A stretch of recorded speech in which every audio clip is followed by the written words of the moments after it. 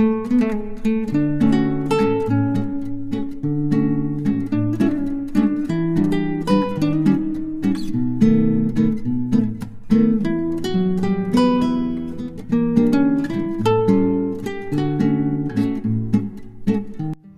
Everyone, welcome back to our channel.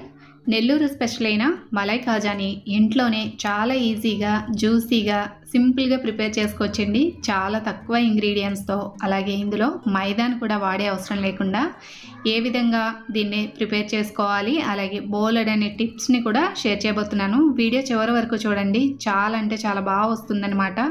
చిన్న చిన్న tips ఉంటాయి, వాటిని ఫాలో అవుతూ కనుక చేశారు అంటే ఈజీగా ఎవరైనా కూడా ప్రిపేర్ చేసేయచ్చు. లేట్ చేయకుండా రెసిపీని అయితే చూద్దాం. స్టవ్ ఆన్ చేసి ప్యాన్ పెట్టుకొని అందులోకి లీటర్ పాలు, ఫుల్ మిల్క్ ఉన్న పాలని పోసుకోవాలి.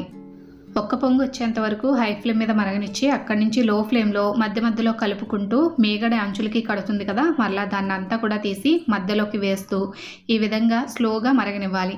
కొద్దిసేపటికి ఈ విధంగా చిక్కబడి చక్కగా మనకి కోవా అనేది వస్తుంది. కోవా కన్సిస్టెన్సీ చూసారు కదా, ఈ విధంగా ఉండాలి. ఇంతకన్నా గట్టిగా ఉంది అంటే మలై కాజా గట్టిగా వస్తుంది. అందుకని కోవా కన్సిస్టెన్సీ చూసారు కదా, ఈ విధంగా ఉండేట్టుగా చూసుకొని స్టవ్ ఆఫ్ చేసి దీన్ని పూర్తిగా చల్లారనివ్వాలి. ఇది చల్లారేటప్పటికి ఇంకొంచెం గట్టి పడుతుంది. అందుకని కన్సిస్టెన్సీ ఈ విధంగా ఉండేట్టుగా చూసుకొని స్టవ్ ఆఫ్ చేసేసుకోవాలి. పూర్తిగా చల్లారేటప్పటికి ఈ విధంగా కొంచెం గట్టిపడి ఉంటుంది కదా. ఇప్పుడు ఒకసారి దీన్ని అంతా కూడా ఒకసారి కలుపుకోవాలి. ఇలా కలుపుకున్న తర్వాత ఇప్పుడు ఇందులోకి 6 టేబుల్ స్పూన్ వరకు బొంబాయి రవ్వ, దీన్నే సూజీ అంటారు కదా, 6 టేబుల్ స్పూన్ పడుతుందండి. ఎందుకంటే లీటర్ పాలు తీసుకున్నాను కదా, మీరు అర లీటర్ పాలు తీసుకున్నట్టయితే 3 టేబుల్ స్పూన్ వరకు రవ్వను వేసుకోవాలి. అలాగే పావు టీ స్పూన్ వరకు బేకింగ్ సోడా, మనం కేక్ వాడుతూ ఉంటాం కదా బేకింగ్ సోడా, అది లేకపోతే కనుక వంట సోడా అయినా కూడా వేసుకోవచ్చు.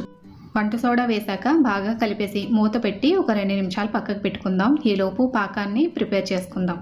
ముందుగా ఒక గ్లాసుడు పంచదారని గిన్నెలోకి వేసుకొని స్టవ్ ఆన్ చేసి గిన్నె స్టవ్ మీద పెట్టిన తర్వాత ఇప్పుడు ఇందులోకి ఏ గ్లాస్ తోటి అయితే పంచదార తీసుకున్నామో అదే గ్లాస్తో నీళ్ళను కూడా పోసి పాకం మరుగుతూ ఉన్నప్పుడు చిటికెడు కుంకుమ పువ్వు, అలాగే పావు టీ స్పూన్ వరకు యాలకుల పొడి. కుంకుమ పువ్వు అనేది ఆప్షనల్ అండి, ఉంటే వేసుకోవచ్చు, లేకపోతే హ్యాపీగా స్కిప్ చేసేయండి.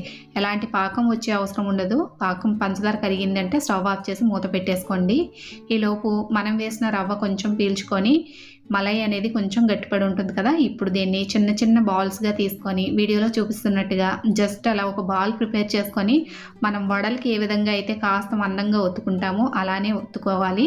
పిండి చేతికి అంటుకుంటుంది కదా అని అనుకోకండి, చేతికి కాస్త నెయ్యి రాసుకోండి. ఎందుకంటే పిండి ఈ విధంగా ఉంటేనే మనకి మలైలు అనేవి పర్ఫెక్ట్గా వస్తాయి అన్నమాట. లేదు అని చెప్పి ఏమాత్రం మనం ఇందులో పిండ్లు కానీ రవ్వ కానీ ఎక్కువ కలిపేసామంటే జ్యూస్ అస్సలు పీర్చవు, లోపలంతా కూడా గట్టిగా ఉండిపోతుంది. చూసారు కదా, సేమ్ అన్నిటినీ కూడా ఇదే విధంగా ప్రిపేర్ చేసుకోవాలి. మీరు మలై కన్సిస్టెన్సీ అయితే చూసారు కదండి, చేతికి ఈ విధంగా అతుక్కున్నట్టుగానే ఉండాలి. అప్పుడే మనకి మలై కాజా అనేది పర్ఫెక్ట్గా వస్తుంది.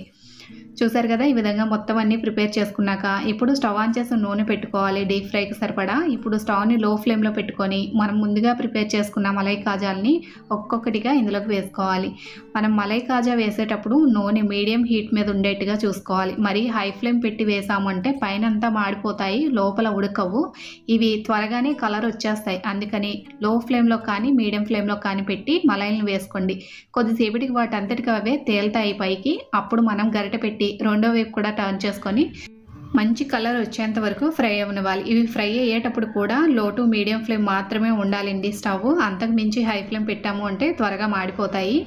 చూసారు కదా, కొద్దిసేపటికి ఈ విధంగా కొంచెం బ్రౌన్ కలర్ వస్తాయి. ఇంకొంచెం బ్లాక్ కలర్ అయ్యేంత వరకు వేయించుకోవాలి. చూసారు కదా, ఈ కలర్ వచ్చేంత వరకు వేయించుకున్నాక ఇప్పుడు స్ట్రైనర్లోకి తీసి మనం ముందుగా పాకాన్ని ప్రిపేర్ చేసుకొని ఉన్నాం కదా, ఇప్పుడు స్టవ్ ఆన్ చేసి మరలా పాకాన్ని పొయ్యి మీద పెట్టుకొని స్టవ్ని లో ఫ్లేమ్లో పెట్టుకొని పాకాన్ని మరగనివ్వాలి.